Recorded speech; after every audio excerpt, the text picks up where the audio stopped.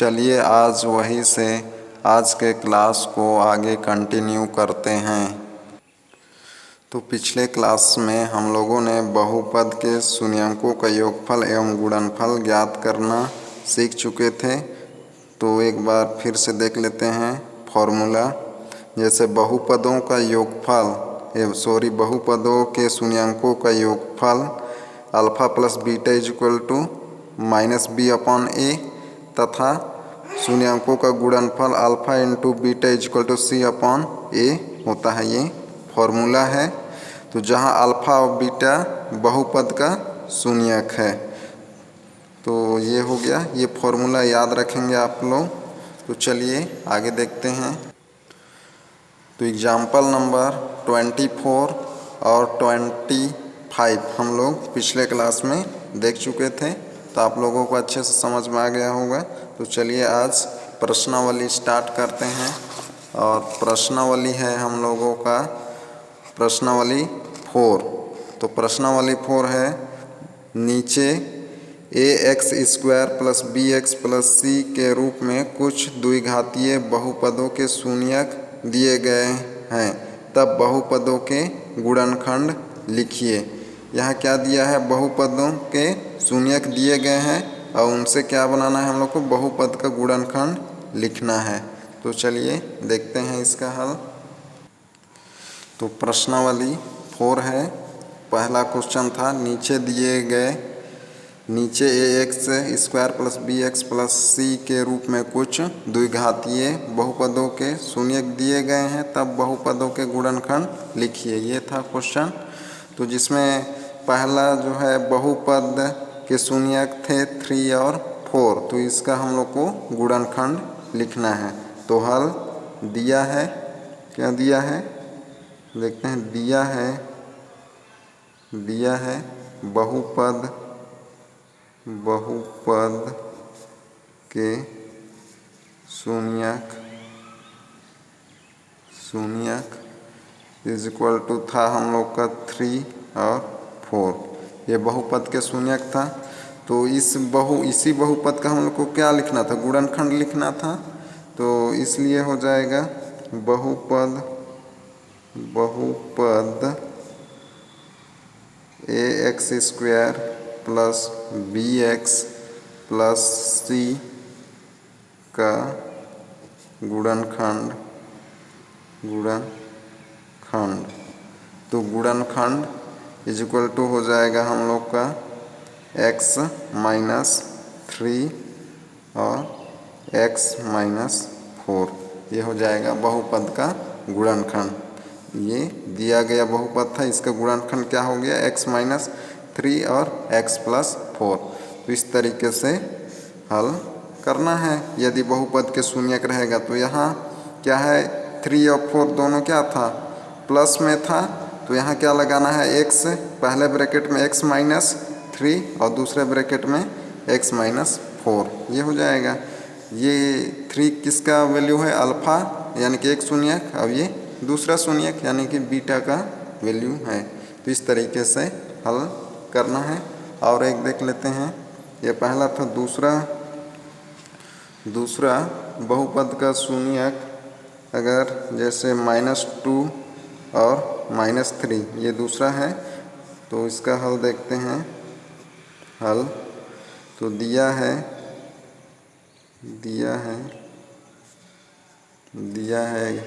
शून्यक या बहुपद का शून्यक। इसको हम लोग क्या लिख सकते हैं, अल्फ़ा और बीटा। ये हो जाएगा। तो इसका वैल्यू कितना दिया है, -2 और -3, यानी कि अल्फ़ा का वैल्यू कितना है, -2 और बीटा का वैल्यू है -3। इसलिए हम लोग को क्या ज्ञात करना है, बहुपद का गुणनखंड। तो इसलिए बहुपद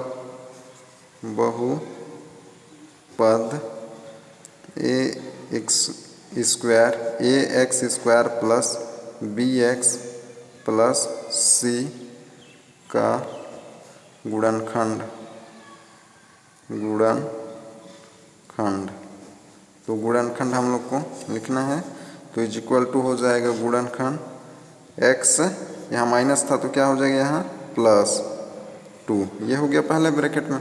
और दूसरे ब्रैकेट में भी x, यहाँ क्या है माइनस है तो यहाँ भी क्या हो जाएगा प्लस हो जाएगा इस तरीके से। यानी कि x प्लस 2 पहले ब्रैकेट में और दूसरे ब्रैकेट में हो जाएगा x प्लस 3। ये बहुपद ax² plus bx plus c का गुणनखंड है। तो इस तरीके से हल करना है। तो बाकी क्वेश्चन भी आप लोग कर लेंगे। तो बाकी क्वेश्चन कर लेंगे तो आगे देखते हैं क्वेश्चन नंबर 2। तो क्वेश्चन नंबर 2 है हम लोगों का, निम्नलिखित बहुपदों के शून्यकों का योगफल एवं गुणनफल ज्ञात कीजिए। तो ऐसा क्वेश्चन हम लोग पहले कर चुके हैं, तो चलिए फिर से एक बार देख लेते हैं। तो क्वेश्चन नंबर 1 क्या है, x² प्लस 10x प्लस 24 का हम लोग को बहुपद है का योगफल एवं गुणनफल ज्ञात करना है। तो चलिए देखते हैं इसका हल। तो हल है हम लोग का, तो हल हो जाएगा हल। तो यहाँ क्या क्या दिया है, ये क्या है मानक बहुपद है। तो मानक बहुपद सॉरी ये मानक बहुपद के फॉर्म में है। तो चलिए देखते हैं इसका हल। बहुपद क्या था, x² प्लस 10x प्लस 24 की तुलना हम लोग की तुलना हम लोग का मानक बहुपद था उससे करेंगे की तुलना ax² plus bx plus c, ये जो है मानक बहुपद है, से करने पर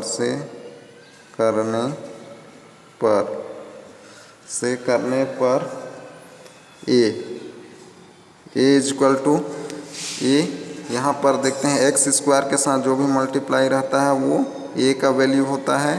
तो यहाँ पर देखते हैं, तो यहाँ a का वैल्यू कितना है, x² के साथ कुछ भी नहीं है अर्थात 1 है, तो a का वैल्यू 1 हो जाएगा। b इक्वल टू कितना है 10 है, तो 10 हो जाएगा, तथा c यानी कि c इक्वल टू कितना है 24। तो इस तरीके से a b c फाइंड कर लेंगे। तो ये हो गया। अब देखते हैं शून्यकों का योगफल ज्ञात करना है, इसलिए शून्यकों चूँकि फॉर्मूला को लिख लेते हैं एक बार, चूँकि शून्यकों का योगफल शून्यकों का योगफल क्या होता है, alpha plus beta is equal to, इससे पहले हम लोग कर लिए हैं, क्या होता है माइनस b/a।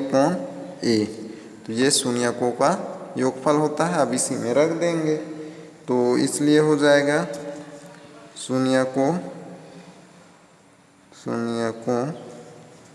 का योगफल alpha plus beta equal to b का वैल्यू कितना है 10 है, तो -10 हो जाएगा। और a का वैल्यू कितना है 1, तो 1 रख देंगे, तो इक्वल टू क्या हो जाएगा -10, ये हो जाएगा, ये आंसर हो जाएगा। इस तरीके से शून्यकों का योगफल कितना आ गया -10, तो ये हो जाएगा, बन जाएगा। तो और एक ज्ञात करना है हम लोग को, तथा शून्यकों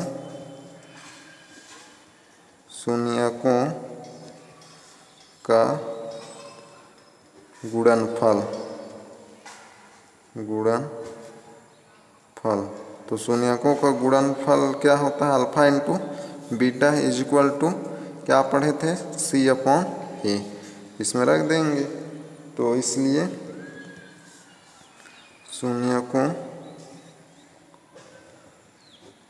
शून्यकों का गुणनफल गुणनफल alpha into beta is equal to, C का वैल्यू कितना है 24 है, तो 24 रख देंगे।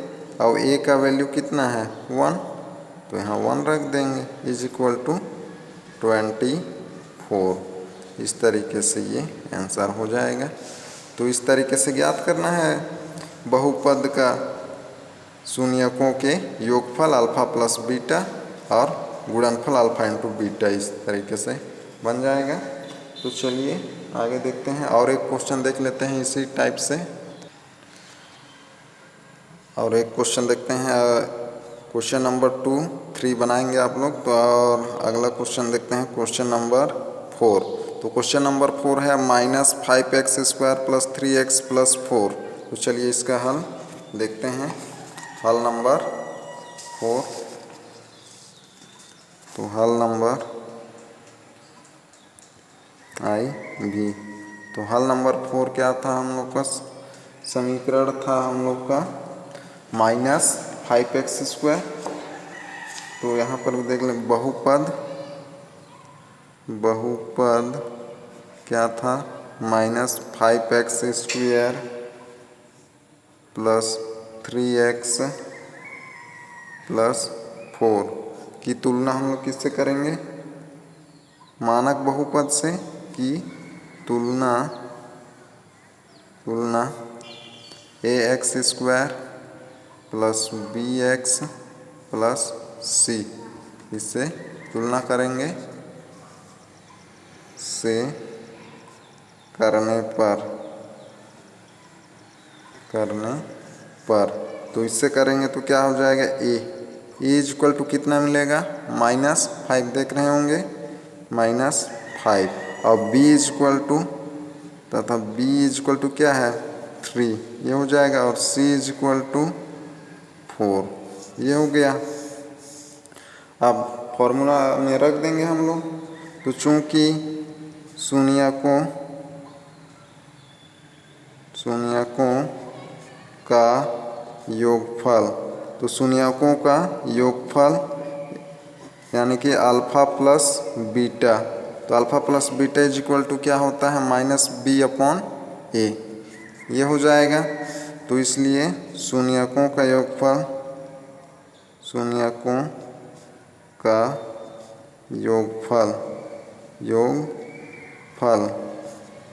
Alpha plus beta is equal to b का वैल्यू कितना है 3 है, तो 3 रख देते हैं।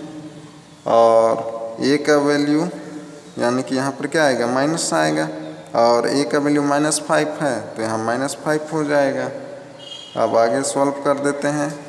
आगे यहाँ माइनस से माइनस कट जाएगा, तो क्या बचेगा 3/5। तो ये हो गया हम लोग का शून्यकों का योगफल। शून्यकों का योगफल कितना मिला 3/5। और चूंकि तथा और क्या ज्ञात करना है गुणनफल, चूंकि शून्यकों का गुणनफल, तो शून्यकों का गुणनफल alpha into beta is equal to क्या होता है c/a, इसमें रख देंगे। इसलिए शून्यकों का योगफल गुणनफल,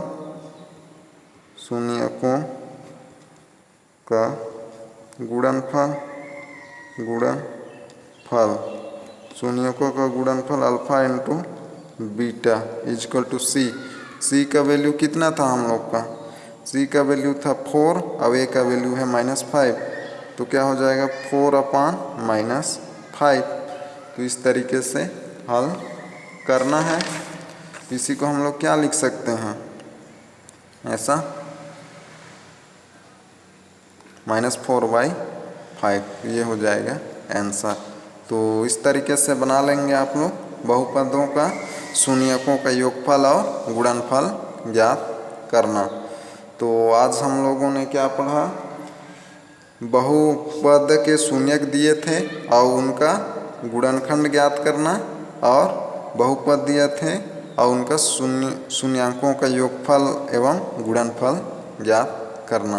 तो ये बन जाएगा। तो प्रश्नावली 4 का और जो क्वेश्चन बचा है, जो क्वेश्चन बचा हुए उसको आप लोग बनाएंगे। तो आगे देखते हैं। तो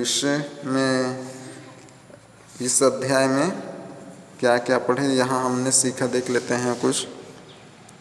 तो इस अध्याय में हम लोग बहुपदों की भाग की प्रक्रिया अंकगणित के भाग की प्रक्रिया से थोड़ी अलग होती है। इसमें चर की घात का ध्यान रखना होता है, किसमें, बहुपद के भाग के प्रक्रिया में। और पॉइंट नंबर 2 क्या है, बहुपदों का भाग करने के लिए भाज्य एवं भाजक उनकी घातों को आरोही क्रम में लिखते हैं, इसके बाद ही हम लोग भाग देते हैं। स्टेप नंबर 3 क्या था, पॉइंट नंबर 3, बहुपदों का भाग करने के लिए दीर्घ भाजन विधि का उपयोग करते हैं। तो पॉइंट नंबर 3 क्या था, बहुपद का भाग करने के लिए दीर्घ भाजन विधि का उपयोग करते हैं। और पॉइंट नंबर 4 है, दीर्घ भाजन विधि से भाग की प्रक्रिया तब तक दोहराते हैं जब तक कि शेष शून्य ना हो जाए या शेष की चर की घात भाजक की चर की घात से कम ना हो जाए। इससे पहले देख चुके हैं हम लोग इसको, एक बार देख लेंगे आप लोग। तो बहुपदों के भाग की प्रक्रिया में भागफल एवं शेषफल भी बहुपद होते हैं। और पॉइंट नंबर 6 है, यदि किसी बहुपद f(x) को x - a से भाग दिया जाए तो शेष fa होता है। ये क्या है, शेषफल प्रमेय है। पॉइंट नंबर 7 क्या है, गुणनखंड प्रमेय। यदि x = a बहुपद f(x) का एक ऐसा शून्यक है जिसके लिए शेषफल fa = 0, तब x - a f(x) का एक गुणनखंड होता है।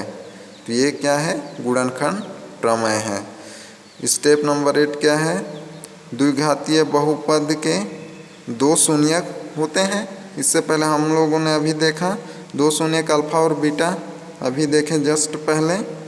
तो पॉइंट नंबर 7 एक बार फिर से देख लेते हैं, गुणनखंड प्रमेय। तो गुणनखंड प्रमेय क्या बोल रहा है, यदि x = a बहुपद f(x) का एक ऐसा शून्यक है जिसके लिए शेषफल fa = 0, तब x - a f(x) का एक गुणनखंड होता है। तो इस तरीके से प्रश्नावली 4 हो गया और अध्याय 1 भी समाप्त हो गया। तो आप लोग जो क्वेश्चन बचा है प्रश्नावली 4 का उसको बना लेंगे। तो चलिए आगे देखते हैं। आगे देखने से पहले एक बार पुनः प्रश्नावली 1 से रिवाइज कर लेते हैं। तो अध्याय 1 क्या था हम लोग का, बहुपद था, पॉलिनोमियल्स था। तो यहाँ से एक बार शॉर्ट में रिवाइज कर लेते हैं। तो सबसे पहले हम लोगों ने देखा कि बहुपदों का यानी कि पॉलिनोमियल्स का क्या, जोड़ना घटाना। जैसे ये जोड़ना था तो ये सब पहले हम लोग देख चुके थे, यानी कि क्या क्या पढ़े, जोड़ना पढ़े, बहुपद का घटाना पढ़े और बहुपद का गुणा कीजिए यानी कि गुणा करना पढ़े। तो और क्या क्या पढ़े देखते हैं आगे। तो आगे हम लोग पढ़े बहुपदों का भाग देना भी पढ़े और उनसे संबंधित कुछ क्वेश्चंस भी किए थे। जैसे क्वेश्चन नंबर 1 था, तो ये सब हम लोग कर चुके हैं, तो रिवीजन कर लेंगे आप लोग। उसी तरीके से आगे हम लोग पढ़े हैं बहुपदों के भाग देना का, ये 2 मेथड पढ़े थे हम लोग। तो एक तो पढ़े थे जब बहुपद को एक ही पद से भाग देना रहता था, जैसे बहुपद इस तरीके से है, या यहाँ पर इसको देख लेते हैं। जैसे ये बहुपद था हम लोग 18x² + 9x को गुणनखंडन करते हुए 3x से भाग दीजिए, तो इस तरीके से भाग दिए थे। ऐसा एक ही था, कौन भाग देने वाला पद एक ही था, तो ऐसा भाग दिए थे। और पढ़े थे एक हम लोग और क्या करें, गुणनखंड का भाग करना इस तरीके से। ये बहुपद था हम लोग का 2x² + 5x - 3 को बहुपद x - 2 से भाग दीजिए। तो यहाँ दोनों में क्या है, बहुपद है दोनों, इधर भी एक से ज़्यादा पद है, इधर भी एक से ज़्यादा पद है। और इससे पहले अभी देखे तो इधर क्या था, एक ही पद था, तो वैसा अभी पीछे देखे उस तरीके से भाग देना है। और जब दोनों बहुपदों में रहेगा तो इस तरीके से भाग देना है। और आगे इस तरीके से शेषफल प्रमेय पढ़े थे, तो ये भी रिवाइज कर लेंगे आप लोग। तो शेषफल प्रमेय और शेषफल प्रमेय से कुछ क्वेश्चंस भी सॉल्व किए थे, जैसे ये सब था, तो ये एक बार रिवाइज कर लेंगे अच्छे से आप लोग। और क्या पढ़े हम लोग, गुणनखंड प्रमेय। तो गुणनखंड प्रमेय पढ़े, जैसे ये था गुणनखंड प्रमेय। तो गुणनखंड प्रमेय भी आप लोग एक बार रिवाइज कर लेंगे अच्छे से। और गुणनखंड प्रमेय की उत्पत्ति भी पढ़ चुके थे, तो ये भी देख लेंगे। और इनसे संबंधित क्वेश्चंस भी देख लेंगे। और बहुपदों का गुणनखंडन करना, तो बहुपदों का गुणनखंडन करना पढ़े। और इसी से हम लोग एक पढ़े थे, मध्य पद को तोड़कर गुणनखंडन करना, तो वो सब भी आप लोग देख लेंगे। तो चलिए आगे देखते हैं। और आगे पढ़े हम लोग द्विघातीय बहुपद के मानक व शून्यक, तो ये भी पढ़ चुके थे। जैसे ये द्विघातीय बहुपद के मान एवं शून्यक, तो किस तरीके से फाइंड करते हैं ये सब बना लेंगे। तो और पढ़े थे हम लोग बहुपदों के शून्यकों का योगफल एवं गुणनफल, तो ये यहाँ पर पढ़े थे बहुपदों का योगफल एवं गुणनफल, तो ये बन जाएगा। तो आज आप लोगों का होमवर्क क्या रहेगा एक बार बता देता हूँ। तो होमवर्क रहेगा आप लोगों के लिए प्रश्नावली 4। तो प्रश्नावली 4 का क्वेश्चन नंबर 1 और 2 तो अभी कर चुके थे हम लोग। तो क्वेश्चन नंबर 3, 4, 5 ये 3 होमवर्क रहेगा। और क्वेश्चन नंबर 2 का 2, 3 ये, और ये भी रहेगा। यानी कि क्वेश्चन नंबर 1 का 2, 3, 4, 5 और क्वेश्चन नंबर 2 का 2, 3, 5, तो ये होमवर्क रहेगा। तो ये बनाएंगे आप लोग। तो इस तरीके से हम लोग का अध्याय 1 कंप्लीट हो गया है। तो इसका फेयर कॉपी भी बनाते चलेंगे। तो आज का क्लास यही समाप्त करते हैं। Okay bye, see you next class.